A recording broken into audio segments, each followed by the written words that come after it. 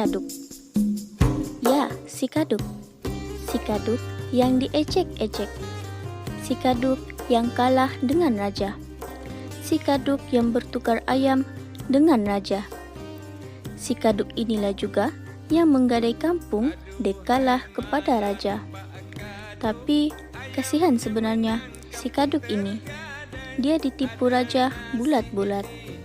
Raja bukan sahaja menindas rakyat, tanah, malahan siap dirampasnya lagi harta rakyat siang-siang. Kasihan si Kaduk, istri dan anaknya. Sudahlah hidup merempat dan menumpang di tanah sendiri, bertambah miskin pun ada.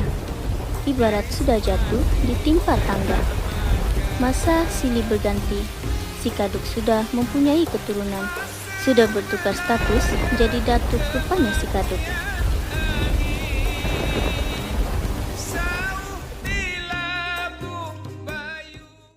Ini Hasan, anak si Kaduk. Hasan bermaksud yang baik. Ustaz di madrasah itulah yang menasihati si Kaduk, menamakannya Hasan.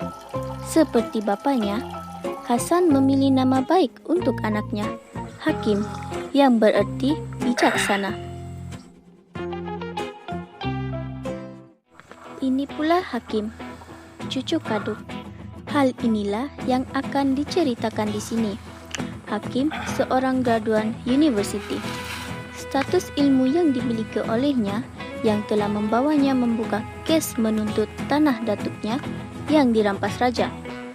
Hakim dibantu oleh Azam, rakan baiknya merangkap peguam Hakim.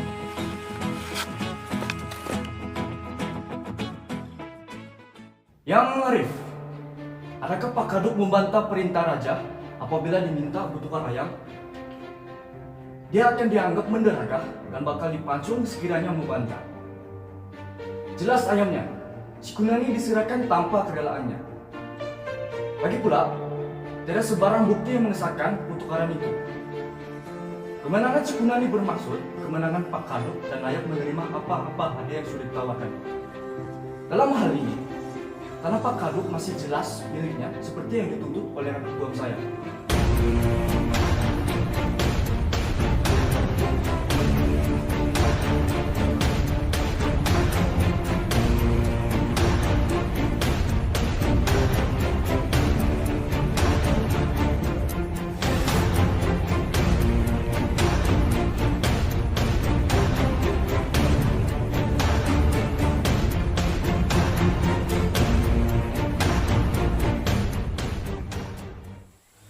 Kalau saya dapat menebus tanah itu, saya mau bina sebuah memorial.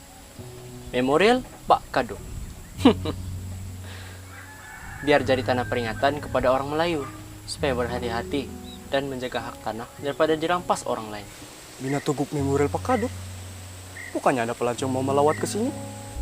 Bergurau sajalah. Sudah namanya pun tanah pertanian.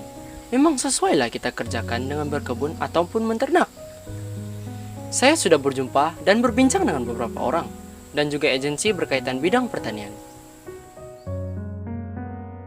Hakim memutuskan untuk memanfaatkan tanah datuknya dengan mengikat kontrak dengan sebuah syarikat besar dan terkenal di seluruh dunia, Global Chicken, yang mempunyai cawangan di Malaysia, yaitu Rangkaian Jasa Agrikultur atau singkatannya RAJA.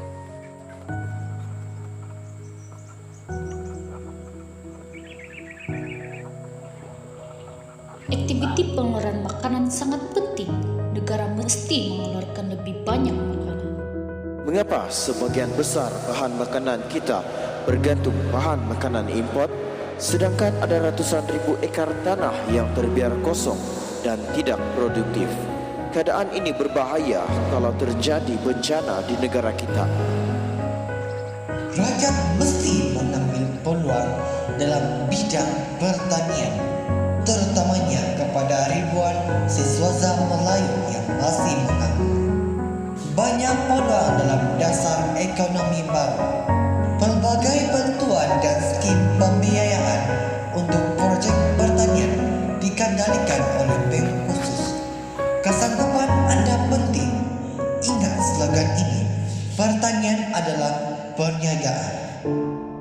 Hakim dengan berbekalkan kudrat dan peluh yang mengalir dari segenap tubuhnya, mula mengusahakan kerja-kerja membersihkan tanah dan membina reban ayam.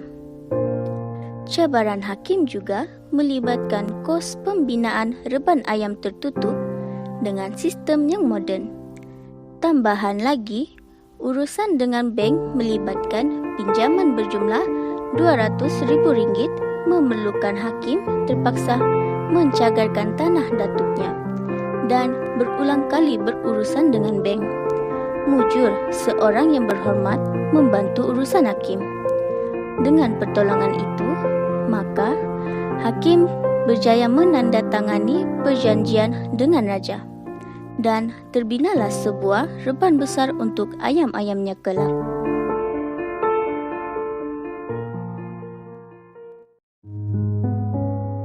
Dan ya Kim, atas permulaan bisnis ini, semoga berjaya.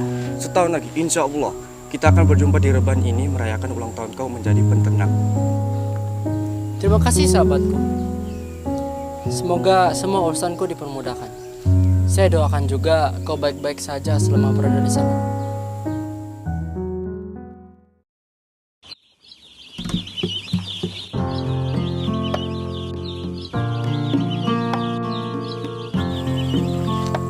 Kim!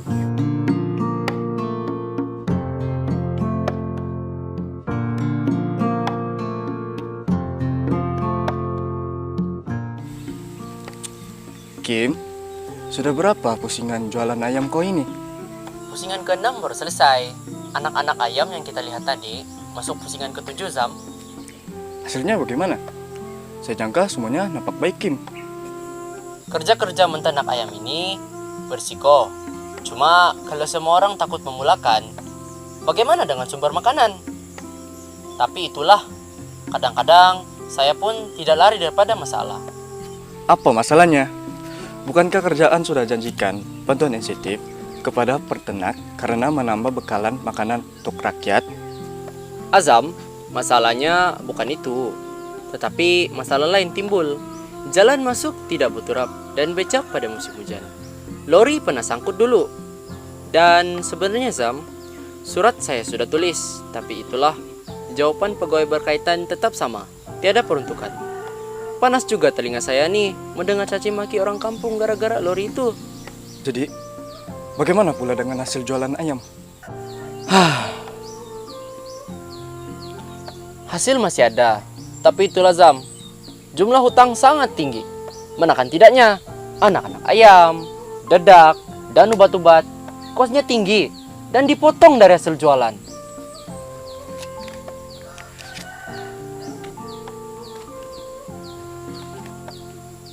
Coba tengok nih. Hasil jualan ialah Rp85.000. Tapi hutang dengan syarikat raja ialah Rp72.000. Untung sebanyak Rp13.000 itulah yang saya gunakan untuk bayar pinjaman bank, gaji pembantu, upah penangkap ayam, bil listrik dan air, dan kos penyelenggaraan yang lain lagi. Saya tersilap di sini. Saya pikir jika mengikat kontrak dengan syarikat raja, situasi kami menang-menang. Rupanya indah kabar deh rupa. Syarikat itu tetap untung besar biarpun saya rugi. Tidak kan syarikat raja itu ada udang di sebalik batu.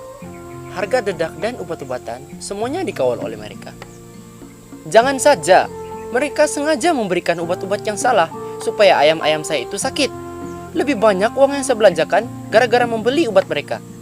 Jabatan hewan sepatutnya memantau. Aduan juga boleh dibuat terus kepada mereka. Dokter veteriner juga ada jika ayam kau sakit, Kim. Saya harap begitulah. Harap kerajaan boleh buat sesuatu. Jangan biarkan peternak kecil seperti saya ini ditindas.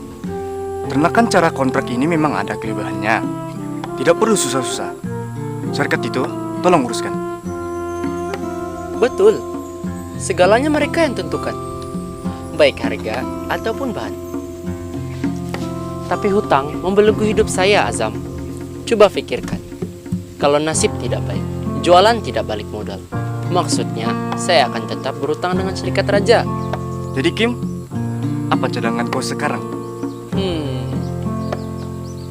Apalagi yang saya beli buat Zam selain meneruskan kerja-kerja ini? Utang dengan bank mesti dibayar. Sia-sia usaha kita di mahkamah jika tanah ini dirampas, sama seperti tanah datukku yang dirampas raja dahulu. Nasib saya serupa dengan datuk. Membelah ayam, menggadai tanah, malah sama-sama masih berada di bawah cengkaman orang berkuasa. Nasib baik saja nama saya tidak kolot seperti datuk. Sepatutnya kaduk bin kaduk itu sesuai dengan saya. Zaman kita ini tiada lagi raja yang menyambung ayam, tetapi raja baharu muncul. Kita tidak dapat lari daripada bayangan raja itu. Mereka masih menjajah kita, sedangkan kita masih tetap seperti kaduk dan raja zaman dulu.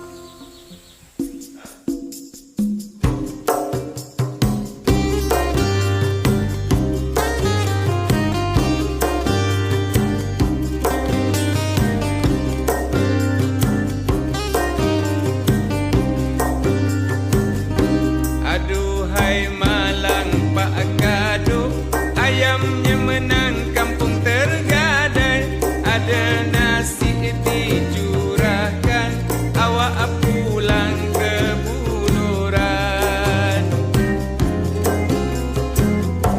Hai mudik menungkah surut, hilir menungkah pasang. Ada isteri dibunuh, nyaris mati oleh tak